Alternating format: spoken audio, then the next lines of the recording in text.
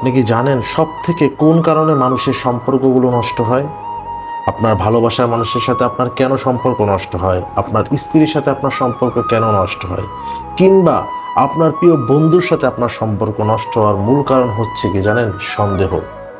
ধরুন আপনি একটা মানুষকে শুধু শুধু সন্দেহ করছেন, একদিন দুই দিন, পরবর্তীতে কিন্তু সেই মানুষটা আপনার প্রতি বিরক্ত হয়ে যাবে, কারণ সেই মানুষটা যেটা না, বাট আপনি তাকে সেটা মনে করছেন। আসলে বিশ্বাস করে ঠকা ভালো, বিশ্বাস করে ঠকা ভালো, কিন্তু সন্দেহ করে কেউ কোনোদিন জিততে পারে না। ধরুন আপনি একজনকে খুব বেশি বিশ্বাস করেন, আপনার হাজবেন্ডকে কিংবা আপনার প্রিয় মানুষকে, কিন্তু সে সেই বিশ্বাসের যোগ্য না। পরবর্তীতে আপনি বলতে পারবেন যে আমি তাকে বিশ্বাস করেছিলাম, কিন্তু সন্দেহ করে কেউ কোনোদিন জিততে পারে না। সন্দেহ করে সম্পর্ক নষ্ট হয়, সম্পর্ক দুর্বল হয়। সন্দেহ করে কেউ কোনোদিন সম্পর্ক ভালো করতে পারে না। তাই প্রতিটা মানুষের উচিত তার প্রিয়জনকে সন্দেহ না করা।